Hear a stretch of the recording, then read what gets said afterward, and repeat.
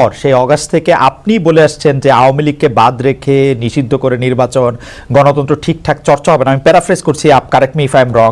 প্রধান উপদেষ্টা ডক্টর মোহাম্মদ ইউনূসও সম্প্রতি সরাসরি বলেছেন বিএনপি যেহেতু চায় না সেহেতু আওয়ামী লীগকে নিয়েই নির্বাচন হবে। আওয়ামী লীগ নিয়ে আপনাদের এই অবস্থানের কারণ কি? প্রতিপক্ষের নিষ্ক্রিয়তার আমার মনে হয় এই জায়গায় বলতে আমি বাধ্য হচ্ছি, এই জায়গায় বলতে আমি বাধ্য হচ্ছি যে প্রফেসর ইউনূস সাহেব সঠিক, আমরা যেটা বলেছি সেটা সঠিকভাবে তিনি প্রেজেন্ট করেন নাই। কারণ আমরা চাই, এই কথা আমরা কোথাও বলিনি। আমরা বারবার একটা কথাই বলে এসেছি যে আওয়ামী লীগ একটা রাজনৈতিক দল, সে রাজনীতিতে থাকবে কিনা, নির্বাচন করবে কিনা, it will be decided by the people, not by any particular political party. আমি একটা রাজনৈতিক দল, আওয়ামী লীগ একটা রাজনৈতিক দল। সুতরাং আমি মনে করি এটা আমাদের জন্য শোভনীয় নয়, শালীন নয় যে আরেকটা দল থাকবে কি থাকবে সেই সম্পর্কে কমেন্ট করা। ওকে, পরিষ্কার। নির্বাচনেই সিদ্ধান্ত হবে যে আওয়ামী লীগ থাকবে কি থাকবে না। তাহলে হচ্ছে যে আপনাদের সাথে এইটা নিয়ে ডক্টর ইউনূসের আসলে সেই অর্থে কথা হয় না। আপনি বললেন যে সেটা আসলে হয়তো ওনার কাছে ভুল উপস্থাপন করা হয়েছে বা উনি ভুল বুঝেছেন। আমি জানি না উনি কিভাবে বলেছেন, এটা ওনার বক্তব্য, কিন্তু আমরা এই ধরনের কোনো বক্তব্য দেইনি। দর্শকদের মধ্যে অনেকেই একটি প্রশ্ন করছেন, একটু যেটি হচ্ছে যে আপনি গত 15 বছরের বা যদি আমি বলি যে শেষ 7-8 বছরে আপনি অনেক বেশি যার সাথে মাঠের রাজনীতিতে আপনার কথার লড়াই হয়েছে, সে ওবায়দুল কাদের সাহেব একবার বলেছিলেন যে আপনার বাসায় গিয়ে উঠবেন এবং উনি এখন কোথায় আছেন সেটি জানেন না। আপনি জানেন কিনা এটি কেউ কেউ জানতে চাইছেন। আপনার কাছে আশ্রয় চেয়েছিলেন কিনা তিনি, আর কি প্রশ্নটা অনেকটা। আমি এই ধরনের প্রশ্নের উত্তর দেই না। ওকে, এটাকে আমি মনে করি যে রাজনীতিটা এটা খুব ইম্পর্টেন্ট না।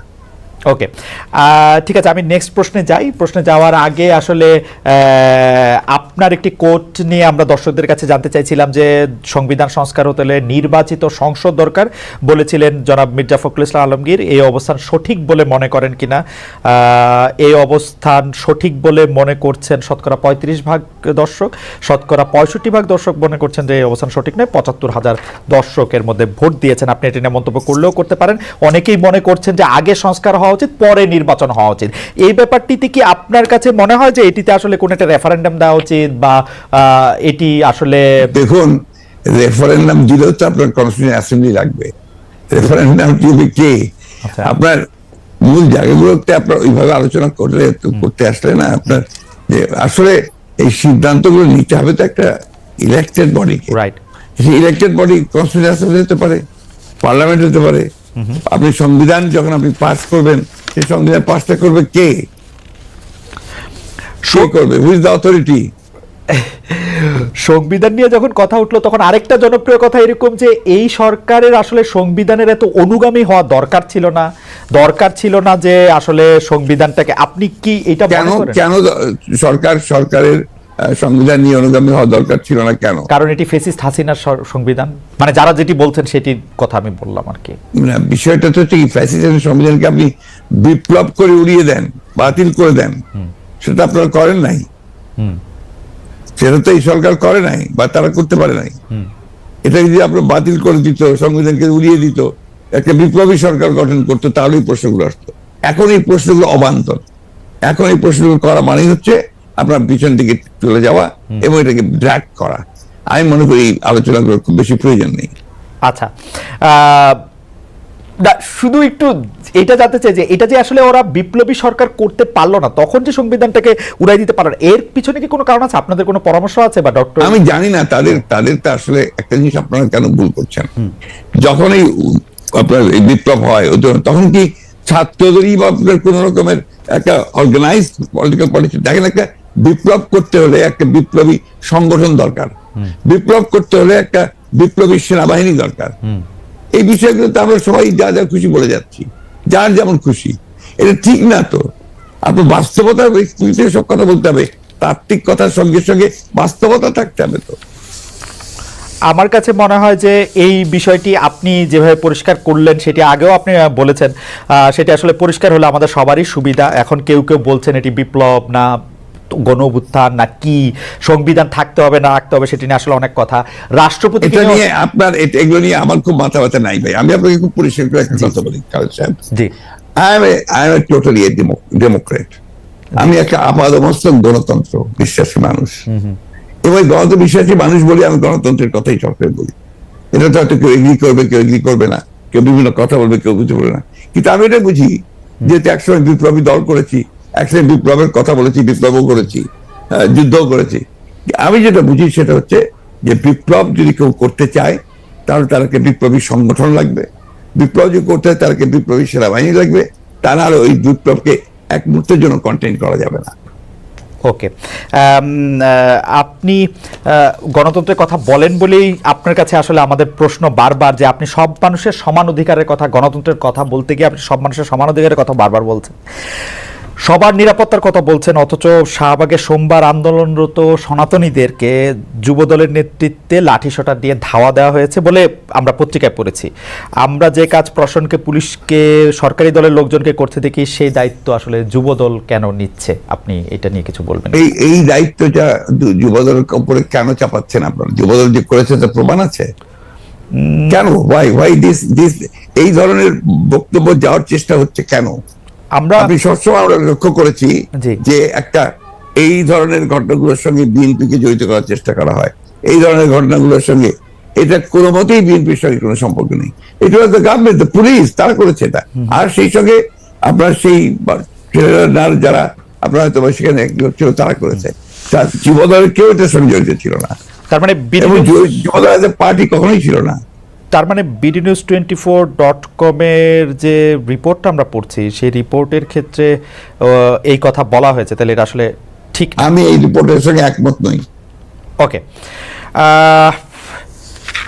আমরা 5 আগস্টের পরে এইটা খুব দেখতেছি যে বিএনপির সমালোচনা করতেছেন জামায়াতের আমির, বিএনপিকে ইঙ্গিত করে এরকম কথাও বলা হয়েছে তাদের তো নির্বাচনও লাগে না, আওয়ামী লীগ ইতিমধ্যে যা দখল করেছিল, আওয়ামী লীগ ফুটপাত থেকে শুরু করে সব বিএনপি দখল করে নিয়েছে, যা আওয়ামী লীগ 15 বছর সাজিয়েছিল তা দখল করে নিয়েছে, 80% দখল করে নিয়েছে, ইত্যাদি ইত্যাদি।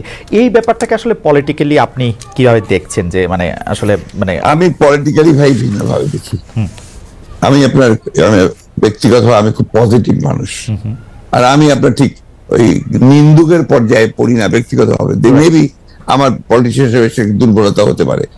আমি প্রত্যেকটা জিনিসকে আপনার সামনে ফরওয়ার্ড লুকিং দেখতে চাই এবং একটা পজিটিভ ভাবে দেখতে চাই।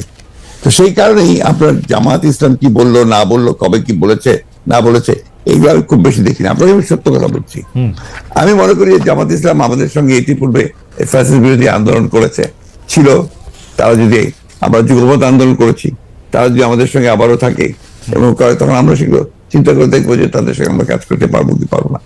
জামাত ইসলামের সঙ্গে এই যে একটা বিরোধ সৃষ্টি করার চেষ্টা, বা অন্যান্য দলগুলোর সঙ্গে বিরোধ সৃষ্টি করার চেষ্টা, গণতান্ত্রিক দলগুলোর সঙ্গে বিরোধ সৃষ্টি করার চেষ্টা, এটাকে আমি মনে করি এটা বোধহয় গণতন্ত্রের জন্য খুব শুভঙ্কর, শুভ নয়।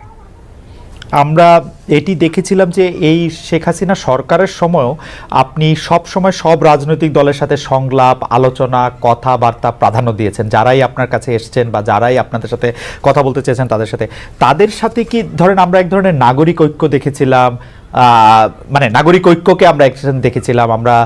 আমরা দেখেছিলাম যে ডক্টর কামাল হোসেনের দলের সাথেও আপনাদের একটা ওই ঐক্যগুলির বা ওই রাজনৈতিক দলগুলির সাথে বিএনপির কথাবার্তা বা প্ল্যাটফর্মটা এখন কেমন? মানে আমি আর নাম না বললাম, খুবই ভালো। আমাদের প্রত্যেকটি দলের সঙ্গে প্রত্যেকেরই আপনার অত্যন্ত চমৎকার একটা আপনার যোগাযোগ আছে। যেহেতু আপনার এখন সময়টা ভিন্ন হয়ে যাচ্ছে, আমরা নিজেদের কাজ করার চেষ্টা করছি। আন্দোলন যেহেতু নেই, যুগপৎ আন্দোলনের বিষয়টা নেই, but we are in touch always. আজকে তো মোস্তফা মহসিন মন্টুর সঙ্গে আমার কথা হয়েছে, আপনার গতকাল গণতন্ত্র মঞ্চের প্রায় সকলের সঙ্গে বসে আমরা কথা বলেছি, আমার অফিসে বসে কথা বলেছি। উই আর ইন টাচ, আমরা বিষয়গুলো দেখছি, পর্যবেক্ষণ করছি। আমরা সরকারকে যতটুকু পারা যায় আমাদের পরামর্শ দেওয়ার চেষ্টা করছি। আমরা গণতন্ত্রটা চাই, আমরা নির্বাচনটা চাই দেশের স্বার্থে, জনগণের স্বার্থে। কালের কণ্ঠকে আপনি একটি সাক্ষাৎকার দিয়েছিলেন, সেখানে জাতীয় সরকার নিয়ে একটি প্রশ্ন আসছিল। সেখানে আপনি বলছিলেন যে এরই মধ্যে আন্দোলন অংশগ্রহণকারী একটি দল নিয়ে একটি জাতীয় সরকার গঠন করার কথা বলেছি। এই জাতীয় সরকারটার কি নির্বাচন পরবর্তী সময়ে হবে? এটা কিসের ভিত্তিতে আপনার জাতীয়